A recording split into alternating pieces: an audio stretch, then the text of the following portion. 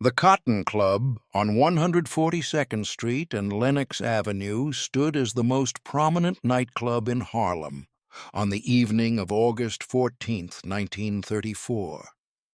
The establishment opened its doors at 9 o'clock that night to a crowd that included white socialites from downtown Manhattan, black performers who worked the stage, and various figures from New York's criminal underworld. The air inside carried the smell of cigarette smoke, expensive perfume, and bootleg whiskey. A jazz orchestra occupied the stage, playing arrangements that would not be recorded until the following week. The walls were decorated in Art Deco style, with mirrors that reflected the movement of dancers and the flicker of candles on white tablecloths. Ellsworth Raymond Johnson sat at a small table near the back wall. He was 28 years old that summer. A man of average height with a distinctive bump on the back of his skull that had given him his nickname since childhood. He wore a dark suit that had been pressed that afternoon and a white shirt with the collar buttoned. His shoes were polished. He had arrived at the club at 9:30 and ordered a glass of bourbon, which now sat half-finished on the table before him. Johnson had come that evening at the request of Stephanie St. Clair, the woman who employed him as chief enforcer for her numbers operation in Harlem. She had asked him to observe the crowd and note who was present, particularly which white gangsters had begun frequenting establishments in the neighborhood. While the numbers business, an illegal lottery system where players bet small amounts on three-digit combinations, had become the economic backbone of Black Harlem during the Depression. It provided employment for runners who collected bets, for bankers who managed the money, and for enforcers like Johnson who protected the operations. St. Clair controlled a significant portion of this business, and she had built her operation through intelligence and strategic alliances rather than through violence alone. But recently, a white gangster named Arthur Flegenheimer, known professionally as Dutch Schultz, had begun moving into Harlem with the intention of taking over the numbers rackets. Johnson had been watching the room for approximately 40 minutes when Schultz entered through the main door. Schultz was 31 years old, a man who had made his fortune during Prohibition by controlling beer distribution in the Bronx. He was known for his violent temper and his willingness to use extreme methods to eliminate competition. He entered the Cotton Club that night accompanied by 4 other men, all of them white, all of them visibly armed beneath their suit jackets. The club's manager, a black man who understood the delicate politics of the establishment, greeted Schultz personally and led him to a table near the center of the room. For the next 20 minutes, Johnson continued his quiet observation.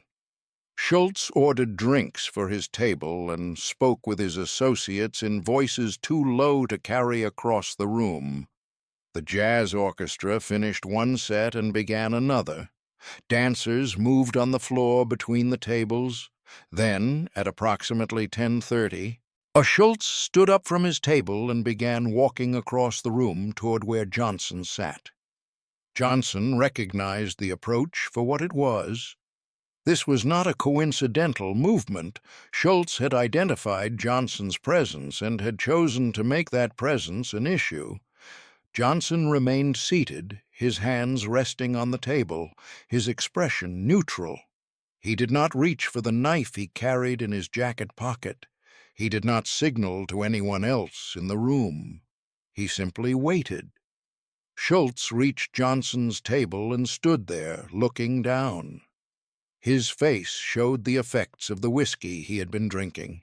His 3 companions had followed him across the room and now stood several feet behind him, forming a semicircle that drew the attention of nearby patrons. The jazz orchestra continued playing.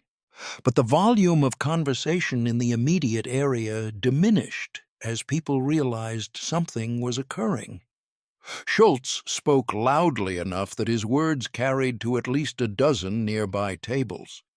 He used language that was deliberately insulting, referring to Johnson with racial epithets and questioning what a black man was doing in an establishment that catered to white clientele. He suggested that Johnson was present to steal or to cause trouble. He said that Harlem's black population needed to understand that the neighborhood's profitable businesses would soon be under new management, and that anyone who resisted this transition would face serious consequences. Johnson did not respond.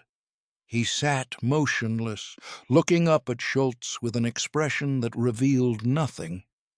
This lack of reaction seemed to frustrate Schultz, who had apparently expected either fear or anger. Schultz continued speaking, his voice growing louder. He described Johnson as insignificant, as a petty criminal operating on behalf of a woman who thought she could run a serious business.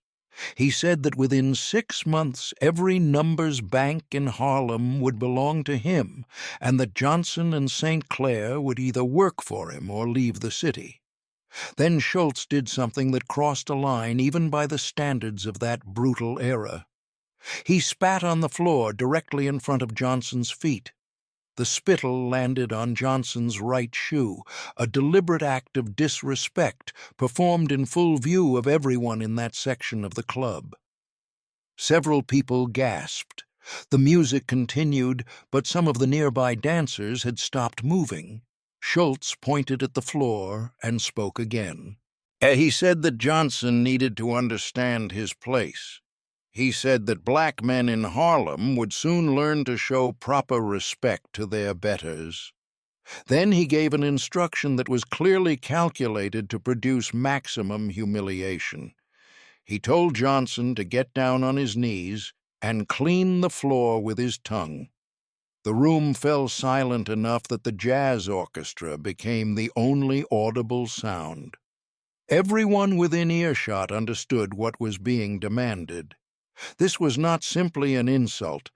It was an attempt to publicly destroy Johnson's reputation, to demonstrate to the entire Harlem underworld that he was powerless before white authority, that he could be humiliated without consequence. Johnson remained seated for several seconds. His hands did not move from the table. His expression did not change. Then, slowly, and he pushed his chair back and stood up. He was several inches shorter than Schultz, a physical disparity that seemed to amuse Schultz and his companions.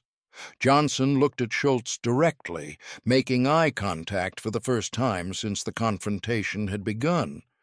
Then Johnson did something that surprised everyone watching. He walked away. He did not kneel. He did not respond to the insult verbally. He simply turned and walked toward the club's rear exit, moving at a steady pace that was neither hurried nor slow. He pushed open the door and stepped out into the August night, leaving Schultz standing by the table. Behind him, laughter erupted from Schultz and his men. The laughter carried across the club, loud and mocking. Other patrons, uncertain how to respond, began resuming their conversations. The jazz orchestra continued playing. Schultz returned to his table, clearly satisfied that he had delivered a message about the new order in Harlem. Johnson walked 3 blocks north on Lenox Avenue before stopping. He stood beneath a streetlight, breathing steadily, forcing himself to think rather than react. The humiliation he had just experienced was designed to be unbearable. In the codes of the criminal world, a man who accepted such disrespect without immediate violent retaliation lost all credibility. His reputation would be destroyed. No one would fear him. No one would respect him. His usefulness to St. Clair would end. But Johnson had learned something during his previous prison terms and his years working in Harlem's underworld. Immediate reactions served the ego but often damaged strategic interests. The insult he had received was not really about him personally. It was about establishing dominance over the entire black criminal network in Harlem. Schultz had chosen to humiliate Johnson specifically because Johnson worked for St. Clair, and St. Clair represented the largest remaining obstacle to Schultz's takeover plans. If Johnson had responded with violence in the Cotton Club, several things would have happened. First, he might have been killed, since Schultz had 4 armed men with him. Second, even if he had succeeded in attacking Schultz, the police would have arrived quickly, and in 1934, New York, a black man who assaulted a white gangster would face the full force of both the criminal justice system and mob retaliation. Third, an immediate violent response would have given Schultz exactly what he wanted: an excuse to launch an open war against Saint. Clair's organization with the justification that Johnson had struck first. Johnson understood that Schultz's real weapon was not his capacity for violence. It was his relationships with police, with politicians, with judges, with the entire power structure of New York City. Schultz could operate in Harlem with impunity because he had purchased protection at every level of government. He could use violence and suffer no legal consequences. Black operators like St. Clair could not. This recognition shifted Johnson's thinking from personal vengeance to strategic calculation. The humiliation at the Cotton Club was a problem, but it was a symptom of a larger system. That system needed to be understood and manipulated rather than simply attacked. Johnson walked to St. Clair's apartment on 139th Street and arrived at 11:15 that evening.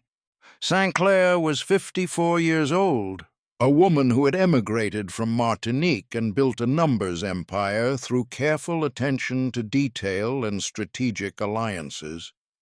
She listened while Johnson described what had happened at the Cotton Club. When he finished, she sat in silence for several minutes. Then she told Johnson that they needed to reassess their situation completely. Schultz was not going to be defeated through direct confrontation. His political connections and his access to corrupt police made him effectively immune to the kind of street-level violence that had resolved previous territorial disputes. If they were going to survive his encroachment into Harlem, they needed to think beyond traditional gangster tactics. Over the next 3 hours, Johnson and Saint. Clair developed the outline of a strategy that would take months to execute. The approach would involve multiple components, each designed to create pressure on Schultz from different directions simultaneously. Violence would play a role, but only as one element of a broader campaign. The first component involved building alliances with other criminals who had their own conflicts with Schultz. The Italian mobster Charles Luciano, known as Lucky, controlled criminal operations in Lower Manhattan. Luciano was nominally an ally of Schultz, but their relationship was strained by Schultz's recklessness and his tendency to create problems that drew unwanted law enforcement attention. Johnson and St. Clair decided to open communication with Luciano's representatives to explore whether mutual interests might be identified. And the second component involved mobilizing Harlem's community organizations against Schultz's presence. Churches, civic associations, and political clubs could be encouraged to complain publicly about white gangsters bringing violence and drugs into a black neighborhood. These complaints, if amplified properly, would create political pressure on law enforcement to take action against Schultz specifically, since he was the most visible outsider. The third component involved economic warfare against Schultz's operations. His numbers, banks, and collection systems could be disrupted through strategic theft, through intimidation of his workers, and through competition that undercut his prices. This would cost him money and force him to divert resources to protecting his Harlem operations, making them less profitable. And the fourth component involved legal attacks. Schultz's alcohol distribution business involved tax evasion on a massive scale. Information about his financial practices could be provided to federal investigators who were looking for high-profile targets. State prosecutors who were ambitious and needed cases to make their reputations could be given evidence about Schultz's gambling operations. The fifth component was personal. Schultz's men would be targeted individually, not through random violence, but through calculated actions that would demoralize his organization and demonstrate that working for Schultz in Harlem carried serious personal risk. Johnson left St. Clair's apartment at 2:30 in the morning with a clear understanding of his responsibilities. He would coordinate the street-level aspects of the campaign while St. Clair managed the political and legal components. They understood this would take months. They understood it was dangerous, but they also understood that accepting Schultz's takeover meant the end of black economic control in Harlem. The following morning, Johnson began implementing the first phase of the plan. He met with a man named Nathaniel Pettigrew, who would remain Johnson's closest associate for the next 30 years. Pettigrew was 26 years old, intelligent, and skilled at gathering information. Johnson asked him to identify everyone who worked for Schultz in Harlem. He wanted names, addresses, routines, vulnerabilities. This information would form the foundation for everything that followed. Simultaneously, St. Clair began reaching out to ministers in Harlem's largest churches, and she explained that a white gangster was attempting to take over the neighborhood's economic life, and that this takeover would result in increased violence, increased drug addiction, and decreased black control over local businesses. She asked the ministers to begin preaching about these threats from their pulpits. She provided them with specific information about Schultz's operations that they could reference in their sermons. Within 2 weeks, Sunday services across Harlem began addressing the issue of outside criminals infiltrating the neighborhood. Ministers called for community resistance. They urged their congregations to report criminal activity to authorities. They framed the conflict in moral terms, describing it as a struggle for the soul of Harlem. This religious mobilization created a foundation for broader political pressure. St. Clair met with representatives from Tammany Hall, the political machine that controlled much of New York City government. She explained that black voters in Harlem were becoming concerned about crime, and that this concern could affect voting patterns in upcoming elections.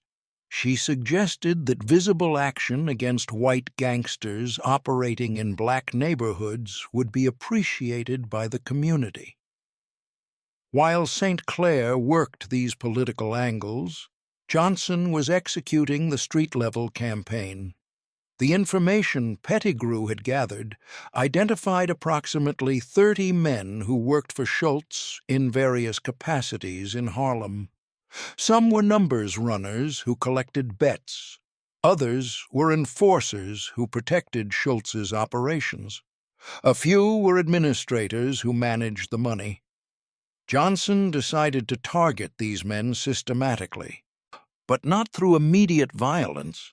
Instead, he wanted to make their lives difficult enough that working for Schultz became more trouble than it was worth. The first target was a numbers runner named Edward Walsh, who collected bets in a 10-block radius around 125th Street. Walsh lived in the Bronx and traveled to Harlem each morning by subway. On August 29, 1934, 15 days after the Cotton Club humiliation, Walsh's apartment in the Bronx was burglarized while he was at work. The thieves took everything of value but left the apartment in otherwise good condition. The next day, Walsh's car was vandalized. The day after that, he was approached on the street by two men who told him that working in Harlem was becoming unhealthy for white men and that he should consider finding employment elsewhere. Oh, this pattern was repeated with other Schultz employees over the following weeks. Burglaries, vandalism, verbal warnings, small acts of intimidation that individually seemed minor but cumulatively created an atmosphere of constant harassment. Several of Schultz's workers quit. Others demanded hazard pay. The cost of operating in Harlem began increasing for Schultz's organization. Simultaneously, St. Clair launched her economic warfare campaign. She lowered the commission rates her numbers banks charged, making her operation more attractive to bettors than Schultz's. She also began paying higher percentages to her runners, luring some of Schultz's employees to defect. This created a price war that cost St. Clair money in the short term, but forced Schultz to either match her rates or accept decreasing market share. By late September, Schultz was facing multiple problems. His Harlem operations were becoming more expensive to maintain. His workers were demoralized and increasingly difficult to retain. Community organizations were complaining loudly about his presence. Political figures were beginning to ask questions about why white gangsters were allowed to operate freely in black neighborhoods. Schultz responded with escalating violence. On October 3, 1934, two of St. Clair's numbers banks were raided by men working for Schultz. The bankers were beaten, money was stolen, and the establishments were destroyed. 3 days later, a runner working for St. Clair was found severely injured in an alley, having been attacked with brass knuckles. Johnson had anticipated this escalation. Violence was Schultz's preferred solution to problems. But each act of violence created opportunities. Johnson made sure that information about these attacks reached Harlem's ministers, who denounced them from their pulpits. He made sure that details reached friendly political figures, who expressed outrage in public statements. He made sure that the black newspapers in Harlem covered the violence prominently, framing it as white criminals attacking black business people. This created what Johnson and St. Clair had intended: political pressure. By mid-October, the police commissioner was receiving complaints from community leaders about violence in Harlem. City council members were asking questions. Even Tammany Hall, which normally protected mobsters who paid appropriate bribes, was becoming concerned about the visibility of the situation. On October 15, 1934, Johnson executed the most significant action of the campaign. Using information Pettigrew had gathered, Johnson identified the location where Schultz stored money collected from his Harlem operations before it was transported to the Bronx. The money was kept in a warehouse on the edge of Harlem, guarded by 2 armed men. Johnson assembled a team of 5 men, including Pettigrew. They surveilled the warehouse for 3 days, learning the guards' routines. Then, on the night of October 18th, They broke into the warehouse through a side window after the guards had completed their rounds. They found approximately $60,000 in cash, which represented several weeks of collections from Schultz's Harlem numbers operations. They took all the money and left. Critically, they did not hurt the guards. This was a deliberate choice. Johnson wanted Schultz to know his money had been stolen, but he did not want to provide Schultz with a clear justification for extreme retaliation. The guards could not identify the thieves because the thieves had worn masks.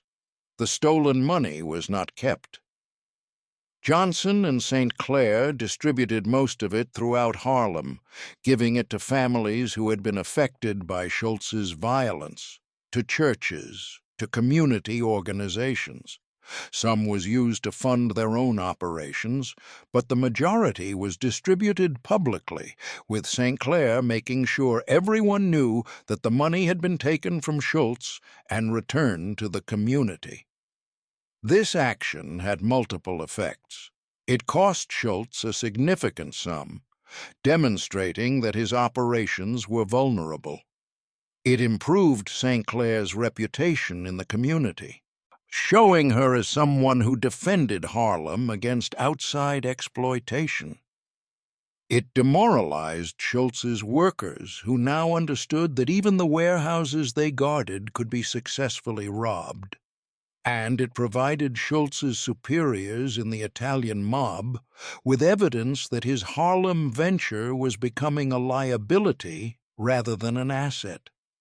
Meanwhile, St. Clair's legal component was progressing. She had made contact with a young prosecutor named Thomas Dewey, who was building a reputation for aggressive pursuit of organized crime figures. St. Clair provided Dewey's office with detailed information about Schultz's tax evasion, delivered through intermediaries who could not be traced back to her. Dewey, recognizing an opportunity to make headlines by prosecuting a notorious gangster, began building a case. By early November 1934, Schultz was facing problems on every front. His Harlem operations were barely profitable due to price competition and increased security costs. His workers were afraid and unreliable. Community organizations were loudly demanding his removal. Political figures were distancing themselves from him. Federal prosecutors were investigating his finances. And his superiors in the Italian mob, particularly Lucky Luciano, were questioning whether his Harlem expansion was worth the trouble it was causing. Johnson continued the pressure campaign throughout November. More of Schultz's employees were targeted with harassment. More money was stolen. More information was provided to prosecutors and to newspapers. The cost of Schultz's Harlem presence kept climbing, while the benefits kept shrinking. On December 4, 1934, Schultz was indicted by federal authorities on tax evasion charges. The indictment was based largely on information that had originated with St. Clair, though Schultz would never know that. The charges forced Schultz to focus his attention on his legal defense, rather than on his Harlem operations. He became less visible in the neighborhood, spending more time with lawyers and less time managing his criminal enterprises. Johnson recognized this as a critical moment. With Schultz distracted by legal problems, his Harlem organization became vulnerable. Johnson intensified his campaign, targeting the remaining Schultz operations with coordinated theft and intimidation. Within 3 weeks, most of Schultz's numbers banks in Harlem had either closed or been absorbed by St. Clair's organization. By January 1935, Schultz's Harlem presence had been effectively eliminated. The neighborhood's numbers business was back under black control. The violence decreased. The community organizations that had been mobilized during the conflict remained active, providing a foundation for future political organizing. But Johnson understood that Schultz himself remained a threat. As long as Schultz was alive and capable of operating, he could rebuild his Harlem operations once his legal problems were resolved.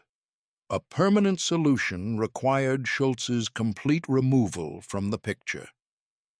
Johnson met with representatives from Lucky Luciano's organization in February 1935. The meeting was arranged through intermediaries and took place in a neutral location. Johnson explained that Schultz had become a problem not just for Harlem, but for the entire New York underworld. His recklessness was attracting federal attention. His violence was creating political complications. His conflicts with black operators were destabilizing neighborhoods and reducing overall profits. Johnson proposed that Luciano's organization consider whether Schultz had become more liability than asset. He did not explicitly request that Schultz be killed. That would have been inappropriate, given Johnson's position in the criminal hierarchy, but he made it clear that Harlem's black operators would welcome a change in leadership among the white mobsters who interfaced with their operations. These conversations contributed to a broader consensus within the Italian mob that Schultz had become problematic. His legal troubles made him a weak point in their organization. His violent temperament created unnecessary problems.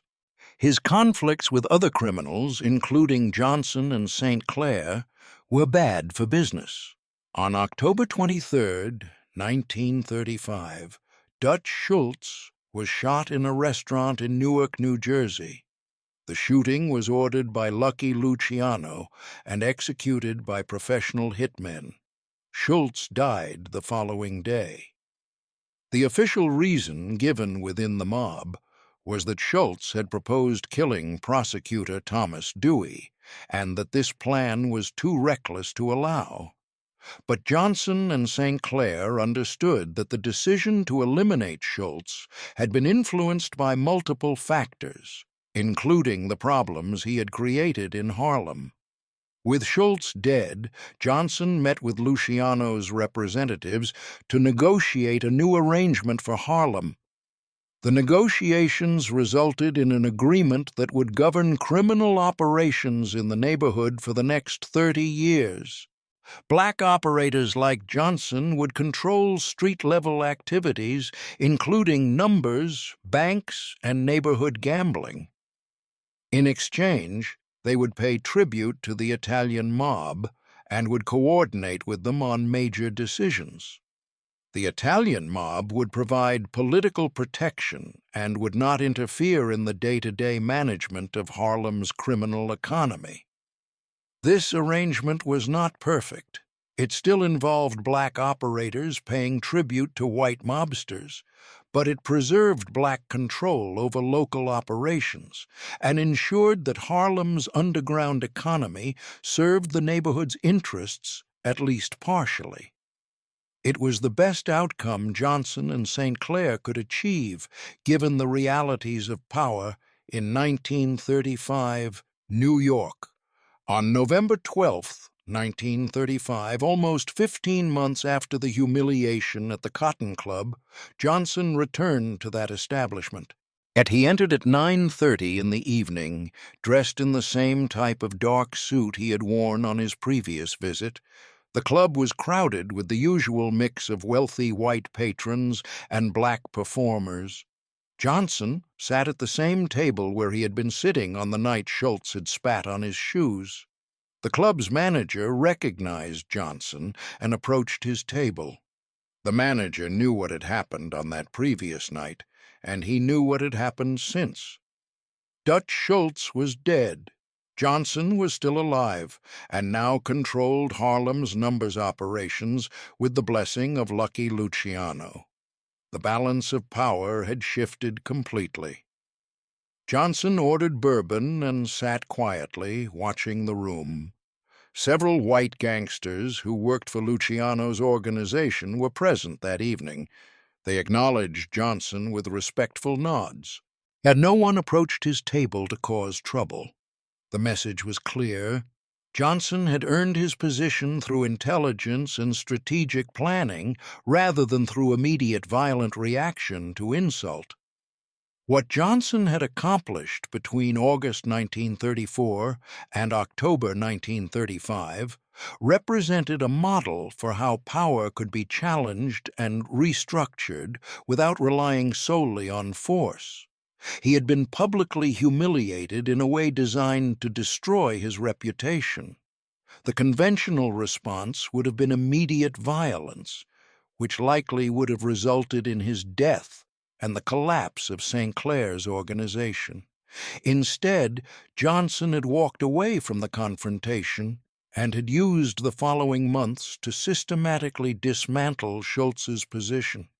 He had built alliances with other criminals who had their own grievances against Schultz, and he had mobilized community organizations to create political pressure.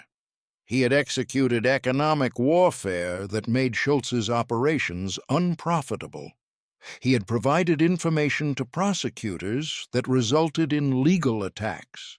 He had orchestrated a campaign of harassment and theft that demoralized Schultz's workers and demonstrated Schultz's vulnerability.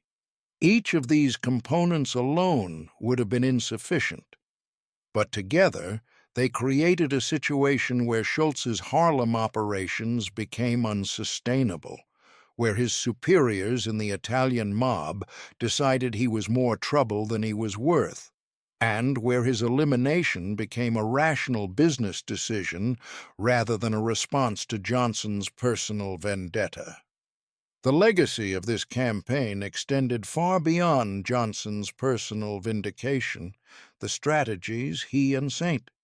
Clair had employed became part of the playbook for how black operators in Harlem managed their relationships with more powerful white criminal organizations.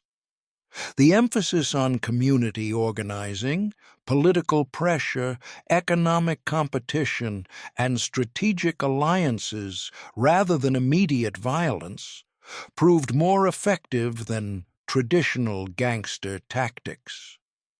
The arrangement Johnson negotiated with Luciano after Schultz's death preserved black economic control over significant portions of Harlem's underground economy for decades. While black operators still paid tribute to white mobsters, they maintained autonomy in their daily operations and kept most of the profits from their own neighborhoods. This was not justice by any objective standard, but it was a better outcome than the complete takeover that Schultz had been attempting. Johnson's reputation was fundamentally altered by how he had handled the Cotton Club humiliation. Initially, his decision to walk away had seemed like weakness. Many observers that night believed his career as an enforcer was finished, that no one would respect or fear him after accepting such disrespect without immediate retaliation. But as the months passed and the results of his strategic campaign became visible, the interpretation changed. Walking away from confrontation began to be understood as evidence of discipline and intelligence rather than cowardice. Johnson had recognized that the immediate satisfaction of violent revenge would have been strategically disastrous.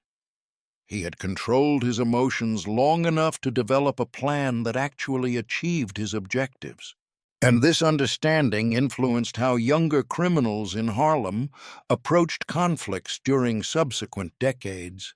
The lesson Johnson had demonstrated was that careful planning and patient execution could overcome apparent disadvantages in power and resources. That thinking beyond immediate reactions could produce better outcomes than hot-headed violence. That understanding systems mattered more than confronting individuals.